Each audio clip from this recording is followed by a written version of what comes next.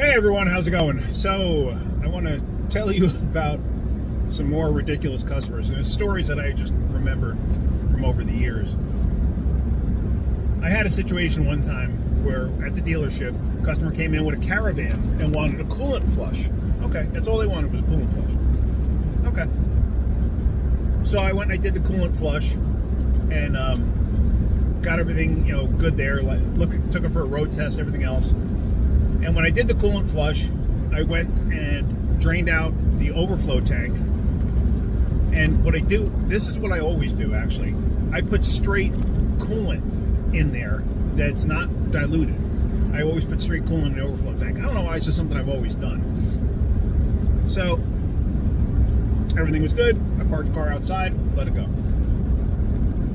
Next day, service manager comes up to me. He goes, you remember this van from yesterday? I said, yeah. He says, the guy's saying you didn't do the coolant flush. What do you mean? I did the coolant flush. He goes, I know you did. He goes, but he's saying that you didn't. Is there any reason he would say that you didn't? I said, I have the slightest idea why he would say I didn't. I did the coolant flush. So he's like, well, you want to talk to the customer? Because he wants his money back. I'm like, okay. So I go up there and I said, I meet the guy. The guy's got an attitude. So I said, why do you feel that I didn't do your coolant flush? He says, he goes, I checked in the tank, or I checked when it cooled off, I checked in the radiator. He had one of those little squeezy ball things where you suck it up and it's got the little balls that float to tell you what the coolant temperature should be. I'm sure you senior guys will, my age and above, will know what I'm talking about. And some of them even had like this swing lever that would tell you what the temperature is for the coolant, like what it's good to, like like is it good to freezing, is it good to 10 below zero or whatever. So he goes, I did that. He goes, and inside the radiator, he goes, it was good till whatever it was, like 25 or 30 below zero.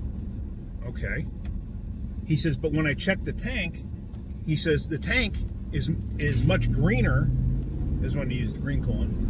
Is much greener, and it's good to like 40 below.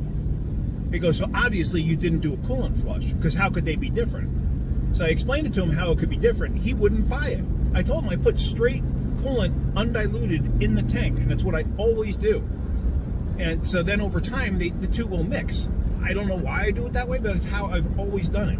I probably learned that from somebody years ago. He absolutely wasn't buying it, and he was throwing a fit.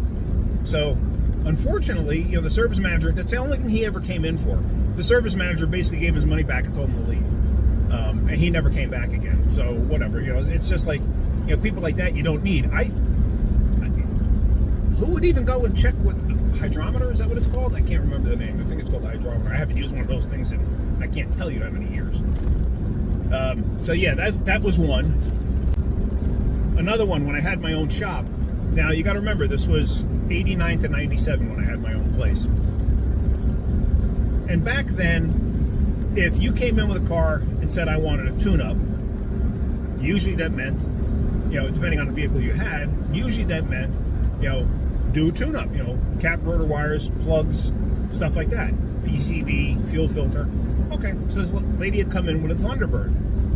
And you learn from your mistakes, and this was a giant mistake on my part, but I learned. So she brought it in, and she happened to be from, she worked in the town, like for the town hall or whatever it was. Okay, so she brings it in. It was a V6 Thunderbird. All right, needs a tune-up. I look, everything's original on it. I don't remember what the mileage was, and it needed a tune-up. Pulled the plugs out, they were worn out. So I did cap rotor wires, plugs, air, fuel, PCV. Was due for an oil change, so I did the oil change. I should have called her. And that's, I was green at the time to even having my own business, and you being used to the customers that I had, if they say, do a tune-up, I kind of knew what to expect. Well, from that point, I learned, always call the customer no matter what. I know that now, and I knew it after her. So she comes to pick it up, whatever the bill was, at the time, $350 or $400, whatever, I don't remember. She blows a cork, absolutely goes off the deep end. that we did a tune-up on our car. I was like, but you came in asking for a tune-up. That's a tune-up. No, that's not what a tune-up is. A tune-up is changing the oil. I go, no, that's an oil change. And so it went back and forth. I was like, I'm not going to argue with you. I said, what can I do to make this right? I said, I did all the work. Here's all the old parts, because I always save old parts. Here's all the old parts. What can I do to make this right for you? Well, I'm not paying for the tune-up. Okay, you're not paying for the tune-up. So you want me to just take the tune-up off the bill. So then it's just an oil change. 1995 oil change. We always ran a special at the shop for 1995 for oil changes on most cars. So the reason I also did that, the reason I gave her all her money back and let her keep the tune-up was because she worked for the town. So, but I also learned from her that even if you do the right thing, if they're upset, they're still going to badmouth you. So I just charged her for the oil change, and then she was on her way. But then she basically told people in town that I was a rip-off artist and that I was trying to get one over on her. Yeah. It's like, really? Because people were coming in and saying, this is what this lady's saying about you. I'm like, yeah, no, this is what happened. This is what's going on. And, I never even charged her, so she got herself a free tune-up. So, yeah,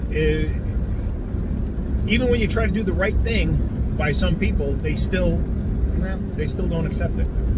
But the fact that she was bad-mouthing me, I thought was absolutely ridiculous. So, and then when I had my shop too, I got sued for $1,500,000. Yep, $1,500,000, 1.5. And I'll never forget this. I happened to be working at the shop that day because I believe it was a Saturday, if I'm not mistaken. Yes, matter of fact, I was at the shop because I actually remember the guy's license plate because I thought it was a unique license plate. It said, "I deserve it," was the actual custom license plate. IDSRVIT, something like that. I deserve it. Okay, I don't think too much of it. The guy was driving a Lincoln. Maybe he's a lawyer. I don't know. Didn't know what to make of it. Didn't really care. So next thing I know, I get served papers that I'm being sued for $1,500,000. The guy who's suing me claims that there was a gap too wide between the concrete pad where the gas pumps were and the asphalt, and he tripped and sprained his ankle or hurt his ankle. So he was suing me for $1 million.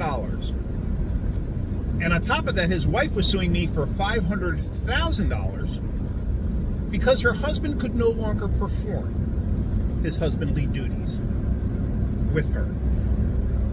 Yep, you heard that right. Sued me for $500,000 because he could no longer perform. It must have been one heck of an ankle if he couldn't perform because of an ankle injury.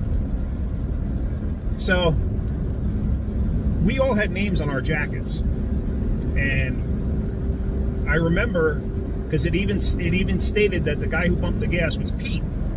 And so I went to Pete. I go, "Do you remember this guy?" And it took me a little bit to put two and two together to realize who it was. And he says, "Yeah." He goes, "I do remember that guy." He goes, and as a matter of fact, he goes, he kind of like did this weird stumble thing as he walked across the parking lot. And I go, "Why did he walk across the parking lot when he was getting gas?" He goes, "He went to use the payphone." He goes, "It was just really weird." He goes, he kind of like got out of his car and scoped everything out and then started walking. And as he walked, he purposely walked in this one area, like which he had no reason to walk in that, to walk over to the payphone in the first place. He goes, but he did, and he kind of like did this trip thing. I said, "Did he ever hit the ground?" He says, "No, he never hit the ground." He goes, "That's the guy with the plate. I deserve it." So I was like, "Oh, yeah. Now I remember him." So sure enough, yep. So then, luckily, I belonged to this garage owners association at the time. So I had taken out, the liability insurance for the shop and everything else. And they came over, they interviewed me, the lawyers interviewed me, the whole 9 yards. The guy wound up settling out of court. So I never found out what he got. They never disclosed what he got. But I come to find out from my lawyer, they said, this is what this guy actually does for a living. He sues people. That's all he does, is sues people. He, at the time, had 8 pending lawsuits against other companies for something similar. But in the state of New York, you can't bring up the other lawsuits. So to show that this guy was full of baloney, you couldn't do that because not one, the other cases had nothing to do with this case. But yeah, that's how that guy made a living. Can you imagine? That's how that guy made a living. To tell you what, absolutely ridiculous. But that's the world we live in. But I mean, heck, this was 30 years ago now.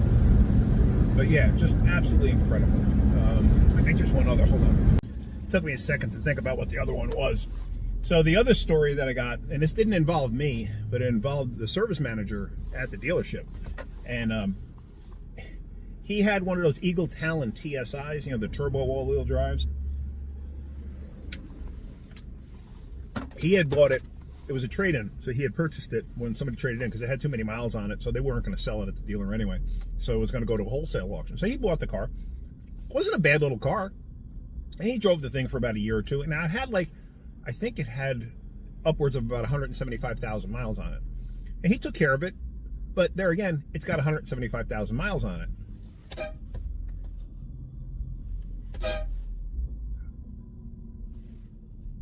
Go! Pardon me. So, anyway, he had this Eagle Talon TSI. He drove for a couple of years. Had like I said, almost close to 200,000 miles on it, I think it was. And he decided he wanted to sell it. So he puts it up for sale. And what kind of person's going to buy that? A kid. A kid's going to buy that. So this kid comes with his parents to look at the car. And he tells the parents, I don't want to sell this car to you because, he's a kid. He's going to beat the snot out of it. And, it has almost 200,000 miles on it. It's, this is a nice cruising car. It's not meant to be a race car or anything like that. Oh, no. It'll be fine. It'll be fine. Now, the service manager never had any issues with that car. Nothing, ever. And he didn't beat on it. He got on it, but he never beat the snot out of it. But to put an 18-year-old behind the wheel of something like that, you can imagine they're going to bring that thing up the red line, while shifting it. So he sells the car to these people. Reluctantly, he sold the car to these people. And he said he'll never sell a car again to a kid after this. So he sells the car, and sure enough, about 6 weeks later, he gets served papers that they want their money back for the car, or they want him to pay for a new engine. Like, excuse me, what? Yeah. So apparently the engine blew. So he had to go to actual court over this. So he went to court, and, he actually had the, as-is sale. He had them sign a receipt. And this is something I always do now because it's happened to me, okay? I get a receipt and a person's license number, their ID license number. So he sold the car. He got a bill of sale for himself. And on the bill of sale, it sold as is. So he explained to them, he explained to, I guess, the judge or whoever. It's probably not a judge, at that point. I forgot. It's like a representative or whatever. Oh, shoot, it's 1:29.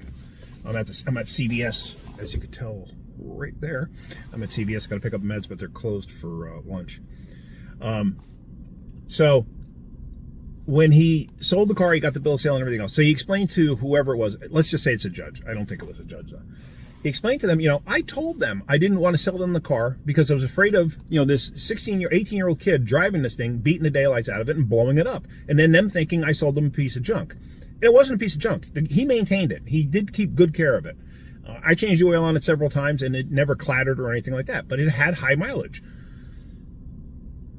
So he actually was found at fault, and he actually had to pay for an engine for that thing. And he's like, I'm not paying for it. They garnished his wages. They actually garnished his wages to pay for the engine for that vehicle. So, yeah, it's something to keep in mind. Now, the reason I say that I do the same thing, whenever I've owned a car and a car was titled in my name and I sell it to somebody else, I get a copy of the bill of sale with the person's license number on it, showing that I sold it to this person. And the reason I do that is because years ago, I sold a car to somebody. When I sold that car to this particular somebody, I don't remember who it was, but when I sold that car, they took it, never registered it, parked it on the street, and it wound up getting impounded. I got hit with the impound fees because I was the last registered owner of the vehicle and the title was still in my name. Yep. So I learned that. I was, 18, 19 at the time. I don't even remember the car that I sold. I think it was a Pontiac that I wound up with. But yeah, it's something you got to think about. It's something you don't think about, but it's something you got to think about. All right. Well, there it is. That's the only story I got for you today. I hope you got something out of that. If you did, hit that like button. If you could, please subscribe. All right, guys. Have a great day. Keep wrenching.